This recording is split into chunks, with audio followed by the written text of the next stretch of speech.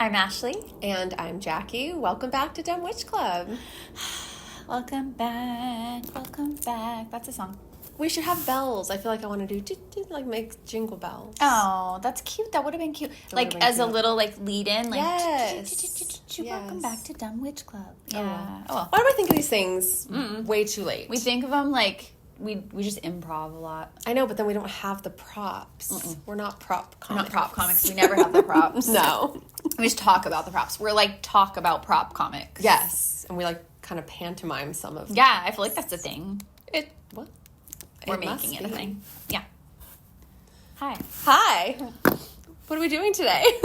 I mean, you know, we're doing things. We've got the Yule deck here, the Seasons of the Witch Yule. You know, we're doing a little bit of Yule. Yes, I agree. It's that time of year. It's that time of year. And we can't deny it. We can't. It's a little bit of like a strange year that's not really all about that this year, but I mean, whatever. It's a strange year for this time of year. I agree. Yeah. And I don't think we're the only ones. Like, I've actually heard quite a lot of people say, like, it doesn't really feel Christmassy this year, or they don't feel like Christmas. Or I also know quite a few people who, like, typically go, like, home for Christmas. Like, they're not from here. Yeah. And they're not even going this year. I know. For just, I mean, whatever, like, different reasons. But it just seems like a lot of people are like, yeah, I'm just not going to go back this year, you know? Yeah. So it's just interesting. It's like everybody's doing their own version of the year of nothing that we did, but doing it around the holidays. See, they didn't even know they were doing that. I didn't even know. But they are. Which is fine. I think that's okay. It's all going to be whatever. It's fine. We're cool with it. And that's the big lesson is it's fine. Whatever you want to do, whatever you want to not do.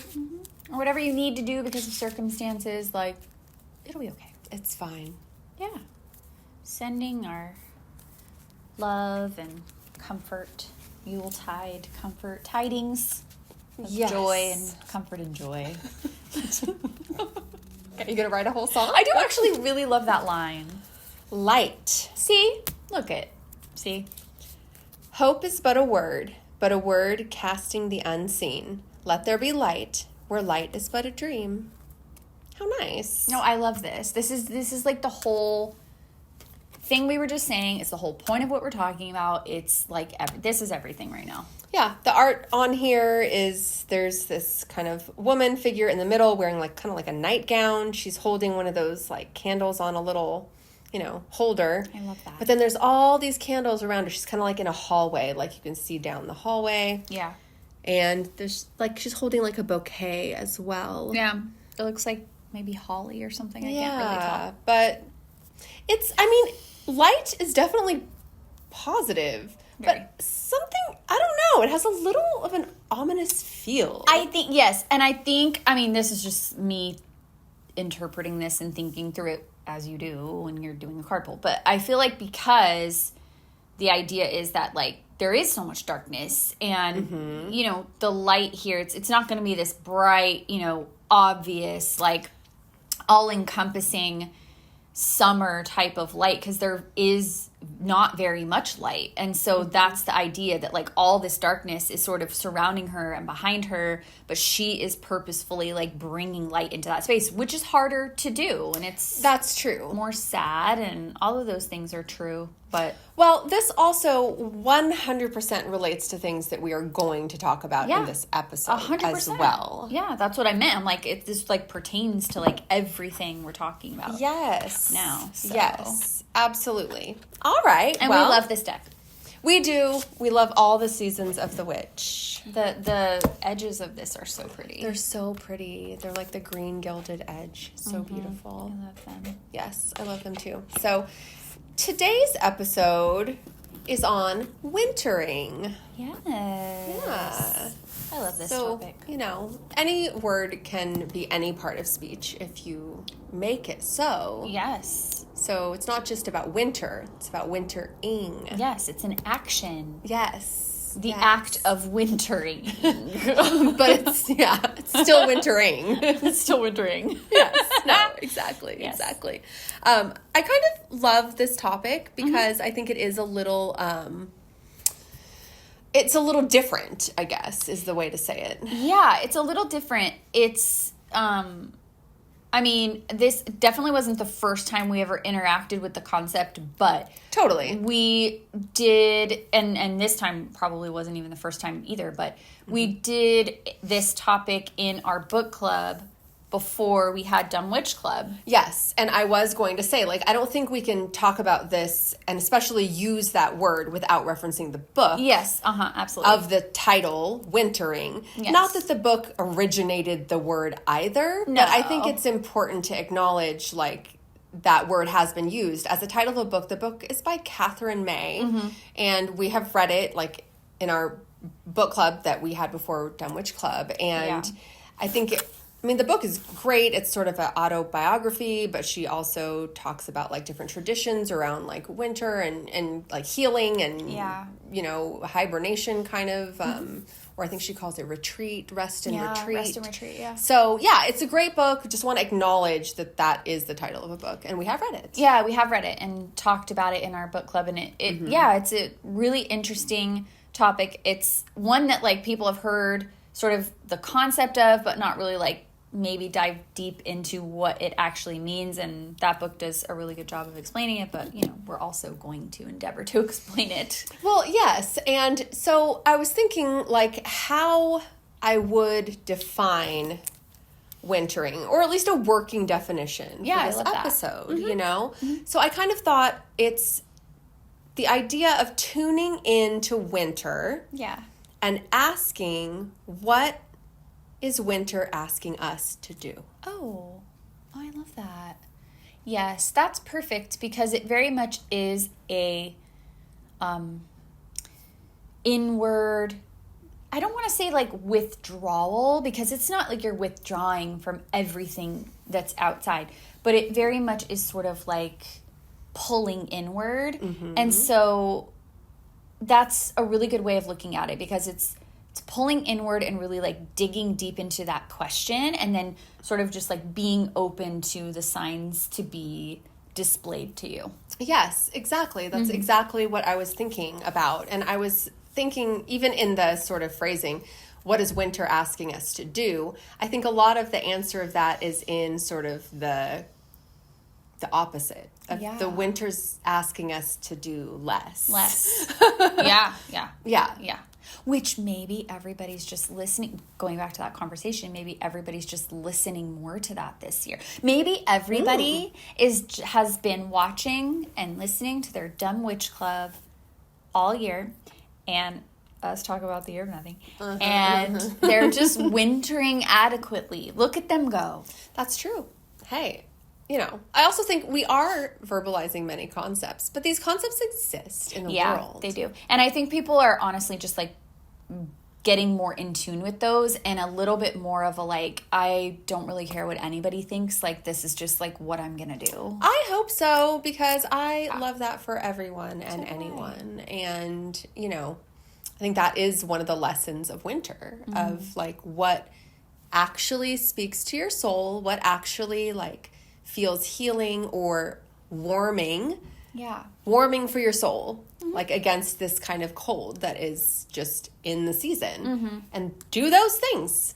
Yeah. And don't do all the other stupid things. And don't do. And you do. No, and don't do. And you really do have to, like, edit, because it is cold, right? And you don't feel your best most of the time. And you have not a lot of energy in the reserve. And so you really do have to carefully edit what you're choosing to put energy into and participate in, and what is just going to have to go by the wayside because you can't do it. I think in these, like, extreme seasons, like the polar end of the binary of the seasons, like summer's the same thing. It's just a different font, but same thing. You have to decide, like, how much energy do I have and what am I going to dedicate it to? Yes, and obviously the word winter, it's a season, right? Like, it's this time of year. So, and obviously we're talking about the northern hemisphere, okay? I know in the southern hemisphere, they're having a whole different situation. Yeah. I mean, the opposite situation, yes, right? Exactly. But what is happening in the season of winter is the trees are losing their leaves, or they have already lost their leaves. They're looking very bare. They do this as part of a year-long cycle to conserve energy, not trying to grow when there's less sun, which means there's less photosynthesis, right? Less food for them to grow. So instead of trying to fight against that, they just drop all the leaves. And they say, no, we'll just chill like this until things come back around, right? Looking at animals in nature, you know, not the pets that we have at home, but like animals in nature that are following their instincts. I mean, although my cat does do the same, some things. I was going to say, they kind of do match. Yes, but I think it's even more obvious, like you think like bears and hibernation and things like that. Absolutely. You know? Yeah, we're meant to match that. We are meant to respond to that and match that energy.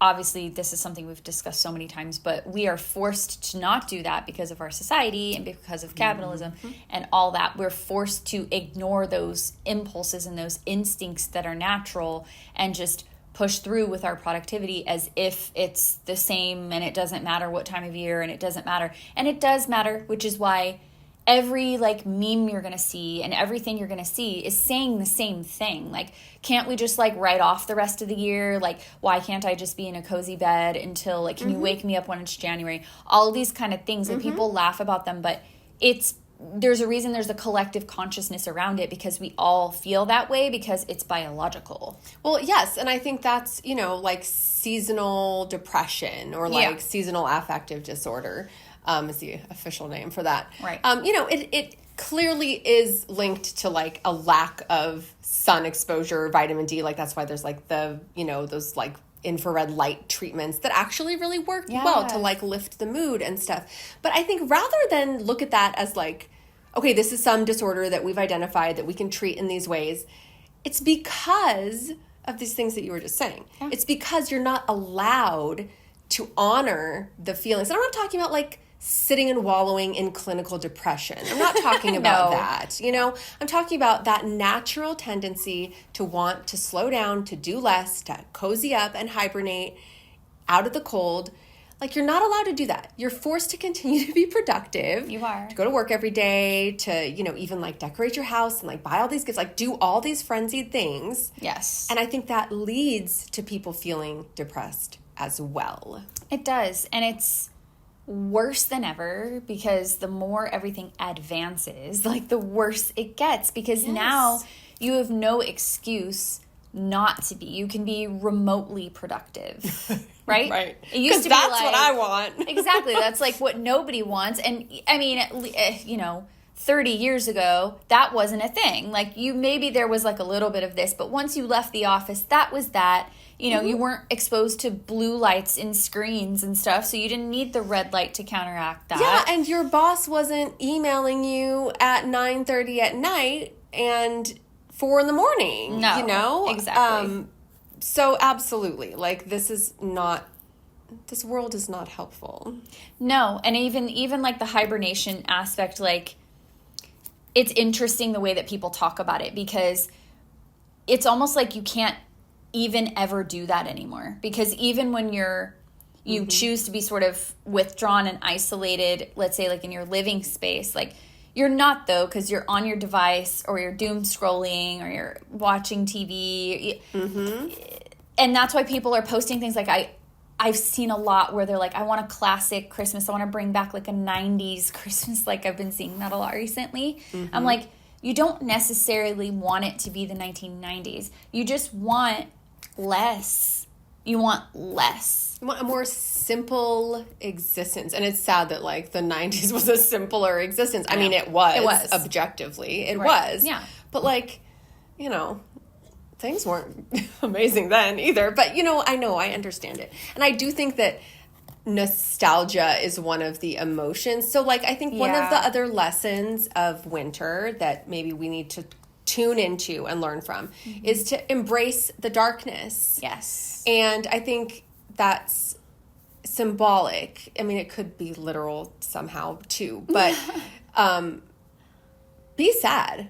Yeah, it's okay to be sad. If you are sad at this time of year for reasons, whatever, valid reasons, be sad.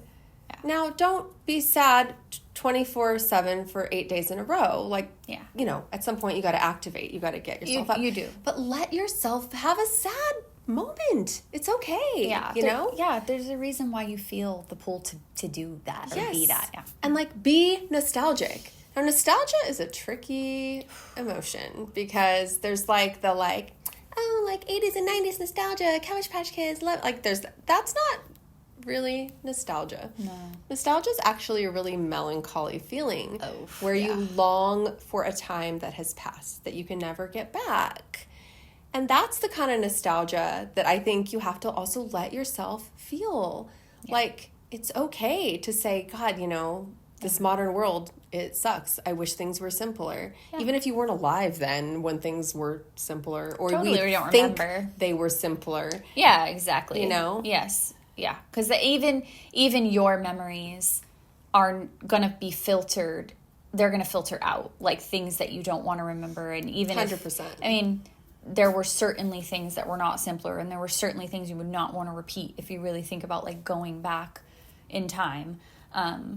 But that's okay. Like, that's just the way our brains work. And it's okay to just focus on the things that are coming up for you and to not overanalyze that or force yourself like, oh, well, you know, that's not really true and it really wasn't like that. And don't let people do that to you. That is something that people love to do. Like, people love to just, like, regulate your own experiences with your memories and stuff that happened, especially if they were also, like, present for it, like family members or whatever.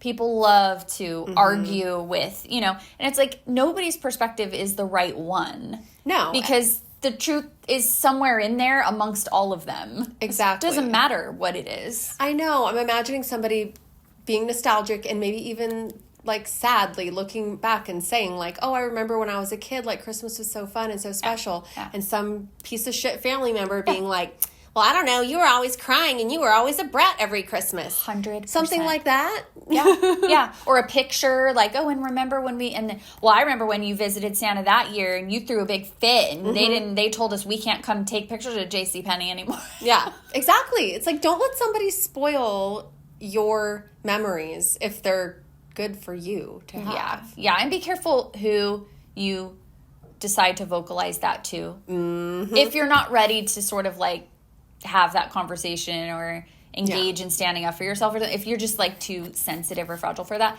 just be careful what you say out loud and who you say it to. I'm sure there are safe people for you to do that to, or maybe just, like, doing a spell or journaling or something. It might be better, because the thing is, too, is that everyone's emotions are kind of high key at the time. And sometimes people are doing their own processing and they don't really realize how to hold space for you. And so they're going to just, like, burst in with their thing and it's not helpful. And it can just get really fraught. Yeah, 100%. And so also, if you're feeling like hate the word lazy, okay? Oh, God, me too. I hate lazy because you're not lazy. No. Okay? I don't care who you are. I don't care who told you that. Yeah. You're not lazy. You're not.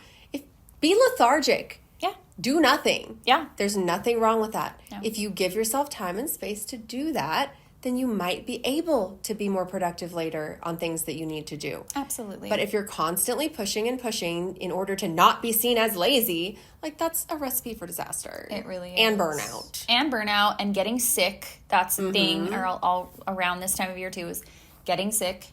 You know, and it's usually because your immune system goes down, and it's because of all the stress and the frenzy, like you said, and the frenetic pace of everything. And I know it's hard. I mean, we realize that it's hard. You know, I don't want people to be, oh, well, you know, it's so easy for you to say I have, like, all these kids or I have to do it. We know. We get it. We have our own responsibilities and things around this stuff too, but it's about practicing it as a mindset and just, like, really doing the things you can to help yourself. Exactly. And also, and still within that embrace the darkness kind of a theme, be scared. You can be scared. One, the veil is very thin. There's lots of strange spirit activities. Lots of things. We've experienced them recently as well. Okay, and they're not horrible, but still. But we're like, okay, all right, you're up to something. We see you. Yeah. Okay? We see you. Yeah. physically, but we see. Yeah, totally. Be scared. Sometimes it's kind of fun to be is. scared, but it's like the calendar new year. That's scary. It is. Things are happening in the world. That can be scary. It's dark a lot. The dark is scary. The dark right? is scary. You know? It is. So, like, and I'm not saying live in fear 24/7 all day, every day. I am saying if something is scary, let yourself acknowledge that. Yeah. Find community, talk to people who are like-minded and can share in your experience and maybe offer some comfort and hope to you. Like, that's all part of it. But you can't just go around expecting yourself to not be scared. Yeah. It's okay to be scared. Yeah. Embrace it. It's part of being a human, and it means you're alive. Yeah. And again, there's a reason why you're drawn to this around this time. Yes. There's a reason why everyone is sort of feeling the same way. It's because it's normal. It's because it's normal.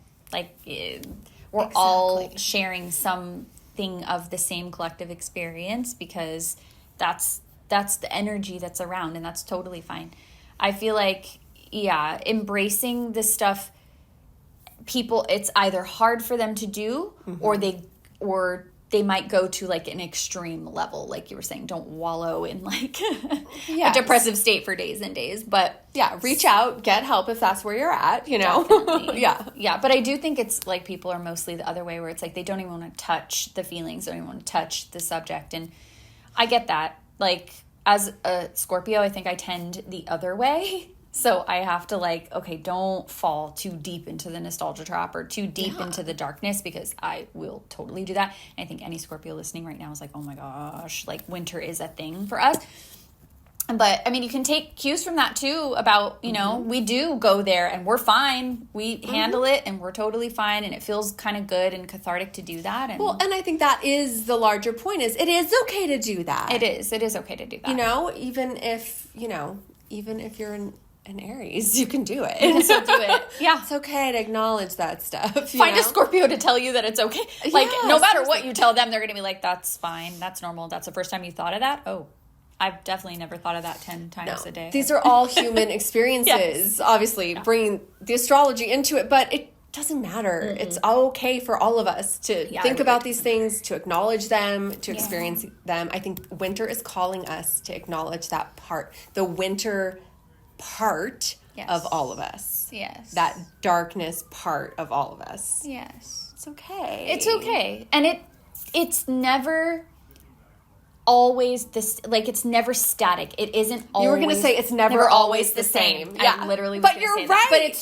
it's true. I should have just like stuck with it. Yeah, I love it. Yeah, it's true. It's true.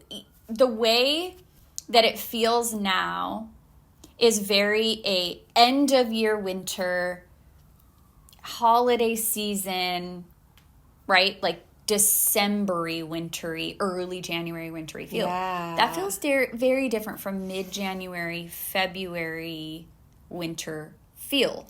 Yes. So if you think of it that way too, you're just doing this right now, but we're still going to be in winter, and you're going to have a little bit of a different perspective on things. It's going to feel differently coming up. You're going to start to get those slight little like inklings of spring coming, and that's going to start to interject into the stuff you're doing. So even this, it's not like staring down the barrel of the entire winter, right? And like that's always going to be. It's not, because you can't either, right? No, and we have to remember, winter starts on the solstice, and the first day of winter is the shortest day. Yes. Which means every single day after that, it is getting lighter. Yes. And it's not that we can't, and we do need to embrace the darkness. We do need to do that. We do. But winter doesn't, it's not like the middle of winter is the shortest day. The start of winter is the shortest day. Exactly. You know what I'm saying? No, I totally know what you're saying. And I think that helps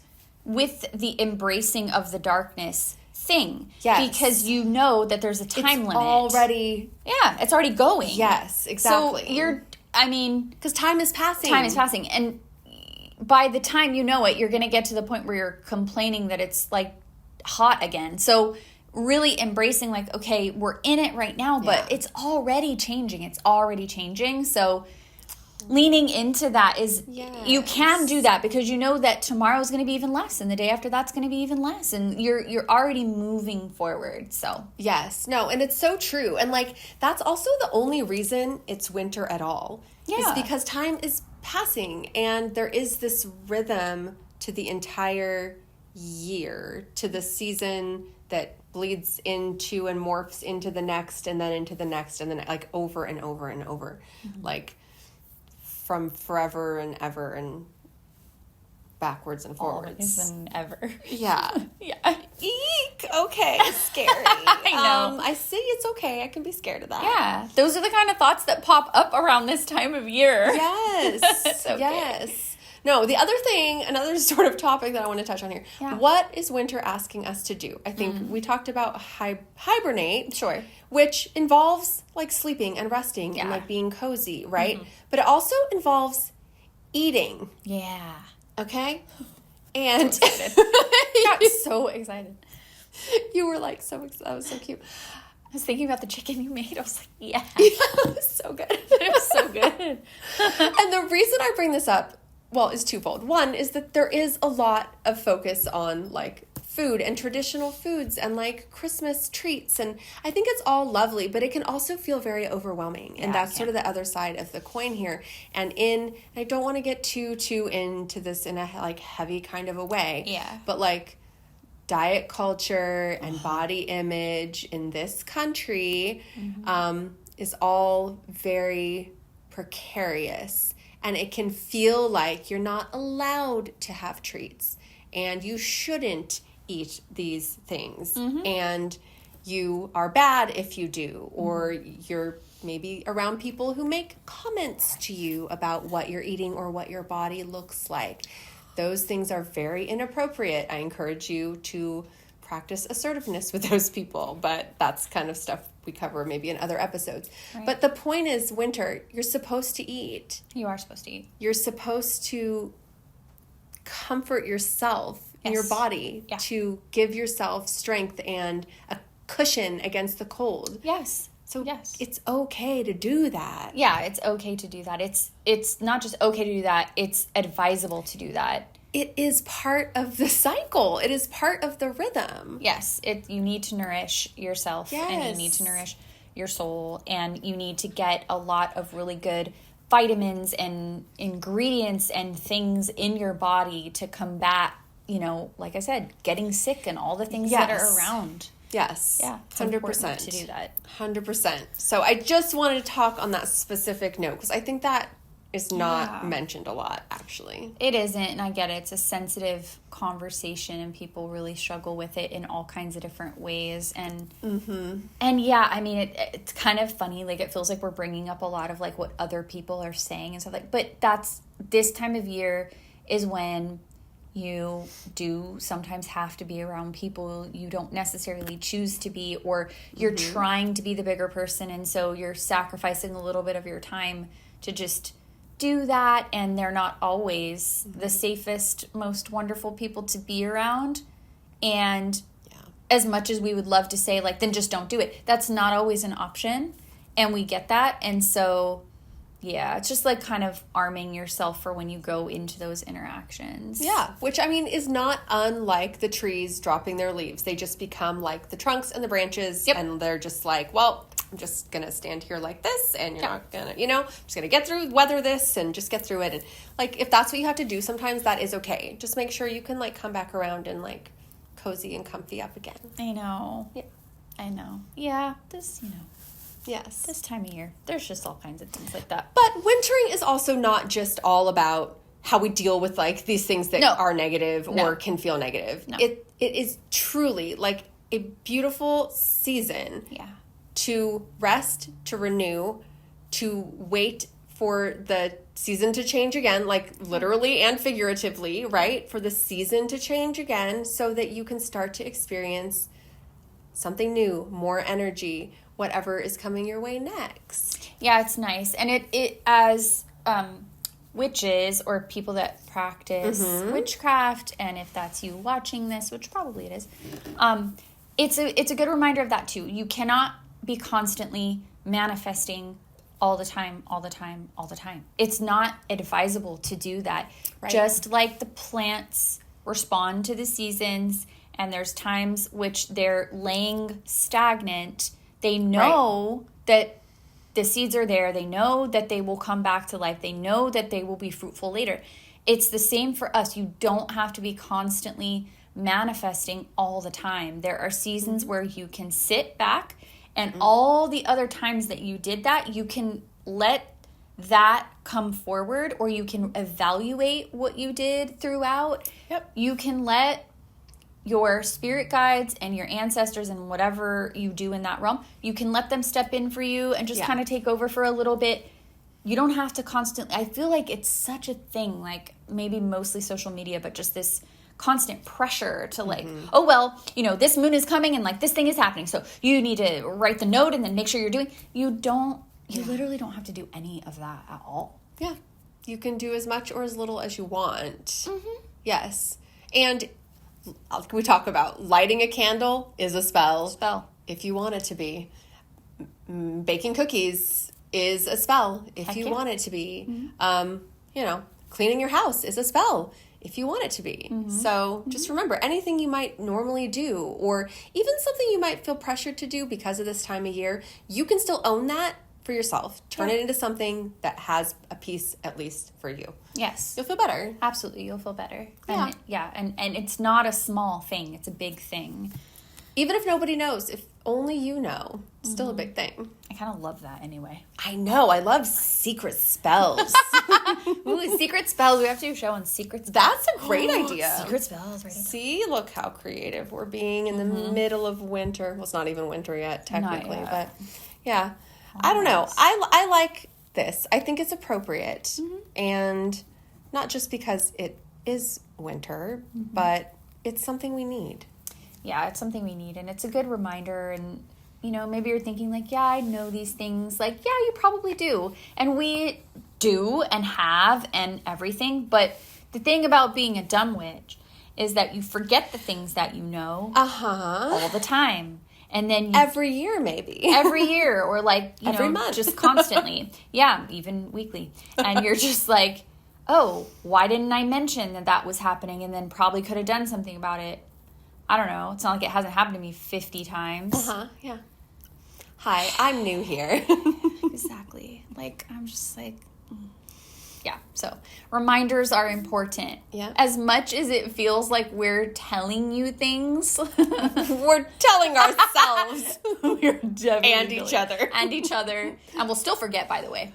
And then we'll listen or watch our own episode and be like, oh, yeah, we said that. I have literally done that. I know I have to. I have listened to your own our episode of Dumb Witch Club and been like, oh my God, yes, that's such a good idea. I know.